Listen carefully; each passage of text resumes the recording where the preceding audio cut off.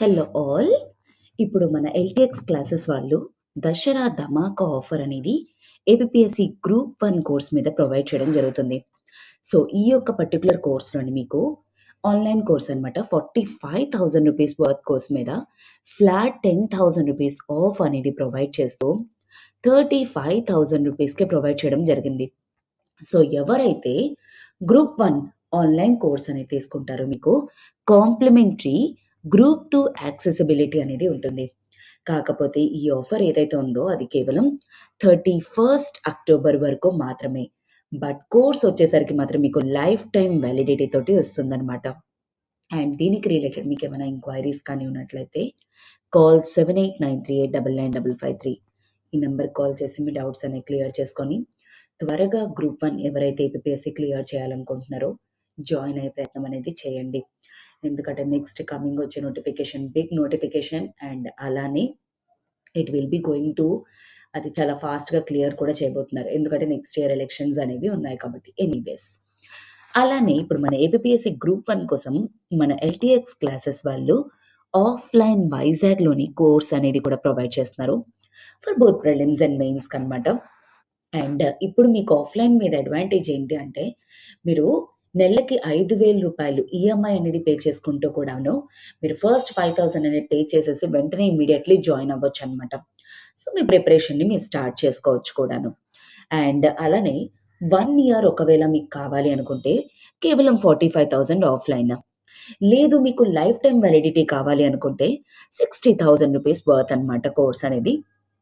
ఎవరైతే offline course అనేది తీసుకుంటారో గ్రూప్ 1 సేమ్ అలానే మీకు ఆన్లైన్ యాక్సెస్ అనేది గ్రూప్ 1కి గ్రూప్ 2కి రెండింటికి ఉంటుంది అనమాట. ఓకే, సో దీనికి రిలేటెడ్ మీకు ఏమైనా ఎంక్వైరీస్ కానీ ఉన్నట్లయితే 7893899553 ఈ నెంబర్కి కాల్ చేసి మీ డౌట్స్ అన్ని క్లియర్ చేసుకొని త్వరగా జాయిన్ అయ్యే ప్రయత్నం అనేది చేయండి. డూ రిమెంబర్ దాట్ ఎవరైతే వైజాగ్ నియర్ బై ఏరియాస్లో ఉన్నారో మ్యాక్సిమం ఆఫ్లైన్ కోర్సుకి వెళ్ళడం వలన మీకు అడ్వాంటేజ్ ఏంటి అంటే సో అక్కడ జరిగే ప్రతి క్లాస్ ఫ్యాకల్టీ తోటి డైరెక్ట్గా మీట్ అయ్యి అండ్ తర్వాత మీ డౌట్స్ అనేది క్లియర్ చేసుకొని ఆన్సర్ రైటింగ్ ప్రాక్టీసెస్ అండ్ అలానే టెస్ట్ సిరీస్లు రాసే ప్రయత్నాలు ఇలాంటివన్నీ కూడా మీకు చేసుకోవడానికి హై పాసిబిలిటీ అనేది ఉంటుంది. ఓకేనా? So yes, now we shall see our Polity MCQs అనమాట. Welcome to LTX classes and Polity MCQs for group 1 and 2. So group 1కి 2కి పాలిటీ ఇంపార్టెంట్ క్వశ్చన్స్ అనేవి మనం పాలిటీ రివిజన్ అనేది చేస్తాం త్రూ MCQs అనమాట. సో ఆ పార్ట్లోనే ఈరోజు మనం ప్రెసెంట్ నిన్న హిస్టారికల్ బ్యాక్గ్రౌండ్ ఏదైతే స్టార్ట్ చేసామో అది క్వశ్చన్స్ని ఈరోజు కంటిన్యూ చేయబోతాం. సో ఈ సెషన్ని కవర్ చేస్తుంది మీకు Shanti madam. Okay, yes. So first question we shall see, such an important question. Which of the following was adopted from the Mauryan dynasty? Mauryan dynasty ante evaru? Ashoka Taluka kingdom anamata. In the emblem of government of India. ఇప్పుడు for example like Mauryan డైనాసిటీలో ఉన్నది ఏంటి? Ashoka time పీరియడ్లో ఉన్న that Sarnath pillar inscription, Sarnath pillar inscription and అలానే మన emblem of India. ఈ రెండు మీకు తెలిసింది అనుకోండి, ఆన్సర్ సింపుల్ గా క్లియర్ గా without any hesitation or second thought లేకుండా ఆన్సర్ పెట్టేస్తారు. So C, this is what our Sarnath pillar inscription అనమాట. This is like 3rd century BC ఇది. ఓకే, 3rd century BC ఇది. And this is our emblem of India. అందుకే మన current flag తో పెట్టి నేను పెట్టడం జరిగింది. సో ఈ రెండింటికి డిఫరెన్స్ మీకు అర్థమవుతుందని. ఒకవేళ మీరు అబ్జర్వ్ చేసినట్లయితే what is this common thing? That 4 lions is the common thing in our emblem of India and Sarnath pillar inscription. Okay, Ashoka time period లో ఉంది. సో ఆన్సర్ వచ్చేసరికి C, 4 lions is the answer. కనిపించే 3 సింహాలు సత్యానికి, ధర్మానికి, న్యాయానికి అయితే కనిపించే 4వ సింహమే police. Okay, that you remember that famous dialogue by Sai Kumar garu. So second question, who presided over the inaugural meeting of the constituent assembly of India? So ఇది ఒక ట్రికీ క్వశ్చన్ అనుకోవచ్చు, ఎందుకంటే క్వశ్చన్ చూడగానే అందరూ సింపుల్ గా డీకి వెళ్ళిపోతారు, డాక్టర్ బాబు రాజేంద్ర ప్రసాద్ గారు అని. Okay, it's quite expected thing. But ఏంటి అంటే క్వశ్చన్ అడుగుతుంది వాడు, ఇనాగరల్ మీటింగ్ అన్నాడు అంటే the day one constituent assembly form అయిన తర్వాత ద డే వన్ రోజు దాన్ని ఎవరు ప్రిసైడ్ చేశారు?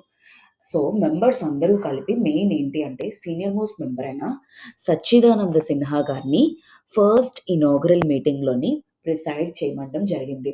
ఆ తర్వాత ఓటింగ్ ద్వారా నెక్స్ట్ మనకి ఏంటి అంటే ఆ, మన కాన్స్టిట్యూయెంట్ అసెంబ్లీ తాలూకా ప్రెసిడెంట్ ఆర్ ప్రిసైడింగ్ మెంబర్ అనేది చేంజ్ అవ్వడం జరిగింది ఓటింగ్ ద్వారా. So he took the voting and all. So అందుకే రిమెంబర్ దాట్ ఫస్ట్ ఇనాగరల్ మీటింగ్లోని సచ్చిదానంద సిన్హా గారు. ఓకేనా? So this is like tricky question అనమాట. ఎగ్జామ్ ప్రెషర్లోని టెన్షన్లోని ఉండేటప్పుడు మనకి ఇంత ఆలోచించడం అనేది జరగదు. సో అందుకోసమే ఇలాంటి క్వశ్చన్స్ అనేవి నేను పెట్టడం జరుగుతుంది మీకు, సో దాట్ మనం గుర్తుంచుకుంటాము, క్వశ్చన్ని కరెక్ట్గా చదువుతాము అనే ఉద్దేశంలోని. ఓకేనా? So next question, the idea of the constitution of India was first of all given by. అసలు ఫస్ట్ ఆఫ్ ఆల్ ఈ కాన్స్టిట్యూషన్ అనే ముక్క ఎవరు ఇచ్చారు? Do you really think Gandhiji or something else? No, he was nothing but Shri M N Roy garu, Indian communal leader and communal father కింద మనం చెప్పుకోవచ్చు. And ఇతను ఒక ఇండియన్ రివల్యూషనరీ అండ్ ఆల్సో ఒక ఫిలాసఫర్ కూడాను. ఇండియాలోని communist party of India form అవ్వడానికి కానీ ఎట్సెట్రా ఇదంతా కూడా మెయిన్ కారణం వచ్చేసరికి ఎంఎన్ రాయ్ గారు. అండ్ ఇతని పూర్తి పేరు వచ్చేసరికి మానబేంద్రనాథ్ రాయ్ గారు. మానబేంద్రనాథ్ రాయ్ గారు. ఓకే, సో 1930s ఆ టైం పర్టికులర్ టైం పీరియడ్లోనే ఎగ్జాక్ట్లీ ఆ టైంలోనే for the first time constitution అనేది మనకంటూ మన ఓన్ కాన్స్టిట్యూషన్ అనేది ఉండాలి అని చెప్పేసి ఫస్ట్ ప్రపోజ్ చేసిన క్యాండిడేట్ శ్రీ ఎంఎన్ రాయ్ గారు. ఓకేనా? So that you need to remember. And next question, the constitution of India was promulgated on January 26, 1950 because actually మనకి టూ ఇంపార్టెంట్ డేట్స్ అనేవి ఉంటాయి కాన్స్టిట్యూషన్ రిలేటెడ్. ఒకటి November 26, 1949 అండ్ ఇంకొకటి వచ్చేసరికి January 26, 1950. అయితే this was the day like మన ఏంటి అంటే అడాప్ట్ చేసుకున్న రోజు and this is the day enforcement, కాన్స్టిట్యూషన్ని ఎన్ఫోర్స్ చేసిన రోజు అనమాట. అయితే November 26, 1949కి కాన్స్టిట్యూషన్ ప్రిపేర్ అవ్వచ్చు అంటే కాన్స్టిట్యూషన్ టోటల్ ప్రిపేర్ చేయడం అనేది అయిపోయింది అనమాట. కానీ జస్ట్ ఆ రోజు మాత్రం just we adopted and leave it. అయితే ఆ కాన్స్టిట్యూషనల్ అప్పుడు మేకర్స్ వాళ్ళందరూ కూడా ఏమనుకున్నారంటే దాన్ని మనం ఎప్పుడు ఎన్ఫోర్స్ చేద్దాము అంటే January 26, 1950 అనుకున్నారు, అంటే నెక్స్ట్ ఇయర్ అన్నట్టు. ఎందుకు January 26th? November 26th అయిపోయిన దాన్ని కాస్త Jan 26th వరకు ఎందుకు పోస్ట్పోన్ చేశారు? బికాస్ సంథింగ్ బిగ్ హ్యాపెండ్, అంటే ఒక బిగ్ థింగ్ అనేది జరిగింది January 26th నాడు. సో దాన్ని కొమామరేషన్ చేయడం కోసం అని చెప్పేసి అప్పటి వరకు కూడా ఆగడం అనేది జరిగింది. ఇప్పుడు 1929లోని ఫర్ ద ఫస్ట్ టైం మన అంటే మన ఫ్రీడమ్ ఫైటర్స్ ఎవరైతే ఉన్నారో వాళ్ళందరూ కూడాను పూర్ణ స్వరాజ్ రిజల్యూషన్ అనేది తీసుకోవడం జరిగింది. Purna Swaraj resolution on the same day of Jan 26th అనమాట. సో పూర్ణ స్వరాజ్ అంటే ఏంటి? అప్పటి వరకు కూడాను బ్రిటిషర్స్ అనే వాళ్ళు రూల్ చేయొచ్చు కానీ మన ఇండియన్స్ కి డామినెన్స్ అనేది ఉండాలి అనుకొని, కానీ ఆ పూర్ణ స్వరాజ్ రిజల్యూషన్ తర్వాత లేదు, ఇంకా టోటల్ ఇండిపెండెన్స్ అనేది మనకి రావాల్సిందే అండ్ కంప్లీట్ మనల్ని మనమే రూల్ చేసుకోవాలి, మన కోసం మనమే లాస్ అనేవి ప్రిపేర్ చేసుకోవాలి అనేది ఈ పూర్ణ స్వరాజ్ రిజల్యూషన్ అనమాట. సో ఈ పూర్ణ స్వరాజ్ రిజల్యూషన్ ని కొమామరేట్ చేయడం కోసం అని చెప్పేసి కాన్స్టిట్యూషన్ అనేది అదే లాస్ అనేవి మన ఇండియన్స్ కి డెడికేట్ చేస్తూ Jan 26th నాడు ఎన్ఫోర్స్ చేయటం అనేది జరిగిందనమాట. సో అందుకే this day was being celebrated as the independence day since 1929. That is nothing but our Purna Swaraj. Purna అంటే full and Swaraj means this మనకి ఇండిపెండెన్స్ అనేది. ఓకేనా? So I hope that is clear. And next question, the first session of the Constituent Assembly was held in. So constituent assembly అనేది form అయింది. Form అయిన తర్వాత meeting అనేది జరగాలి కదా. ఆ మీటింగ్ కోసం ఒక ప్లేస్ అనేది ఉండాలి. అలా ఫస్ట్ మీటింగ్ అనేది ఎక్కడ జరిగింది? This is purely static question అనమాట, విచ్ మనం గుర్తుంచుకోవాల్సిన థింగ్స్ ఇవి. So it happened in New Delhi. Okay, that you need to remember.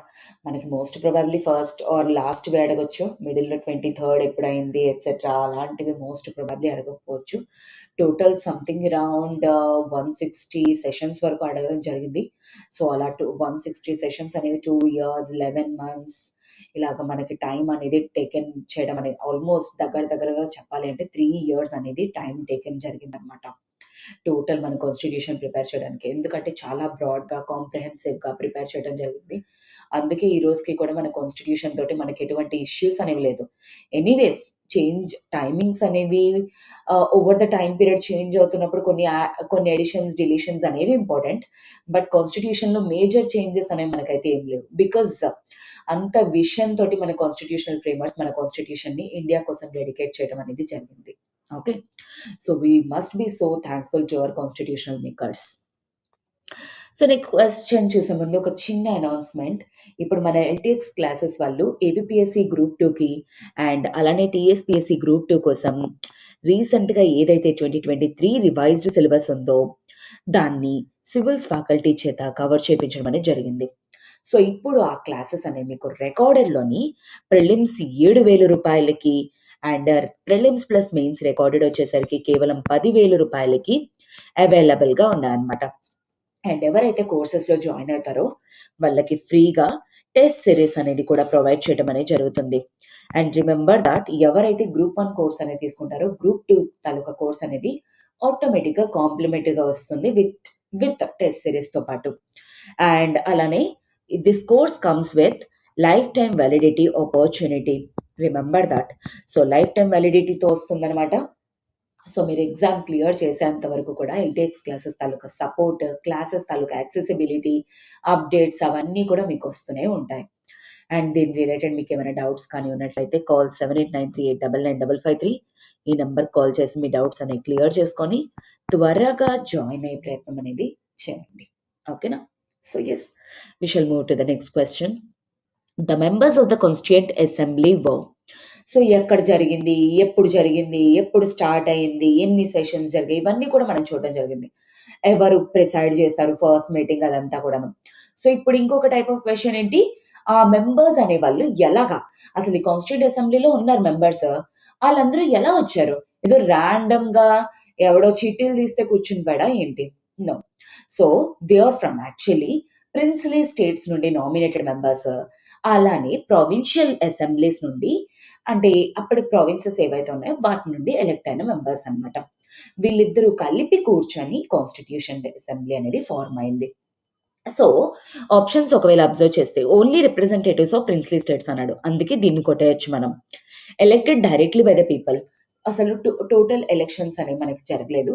Total constitution అనేది ఎన్ఫోర్స్ అయిన తర్వాత, సో అప్పుడే ఎలక్షన్స్ అనేవి జరిగిన తర్వాత 1951లోని తర్వాత పార్లమెంట్ అనేది ఫార్మ్ అవ్వడం జరిగింది. సో అప్పటి వరకు ఎటువంటి డైరెక్ట్ ఎలక్షన్స్ అనేవి లేవు. అండ్ నామినేటెడ్ బై ద గవర్నమెంటే లేదు, ఇంకా నామినేటెడ్ ఏంటి? సో ఆన్సర్ వచ్చేసరికి option A. This is called as elimination method. Okay, ఇలాంటివి ట్రిక్స్ అనేవి మీకు వెరీ వెరీ ఇంపార్టెంట్ ఎగ్జామ్లోనమాట. ఓకేనా? So next question. The Indian Constitution was enforced on. So it's a direct question. 26 January 1950. Add option D. 26 November 1949. Whereas enforcement happened in 26th Jan 1950. Okay. The Constitution of India was adopted by them. అయితే ఇంతకీ adopt చేసుకుంది ఎవరు? It is nothing but our constituent assembly, right? వాళ్ళే prepare చేశారు, వాళ్ళే. We the people of India have adopted that, we are enforcing that. Do remember that. ఎందుకంటే అప్పటికి parliament లేదు, అప్పటికి గవర్నర్ జనరల్ లేరు.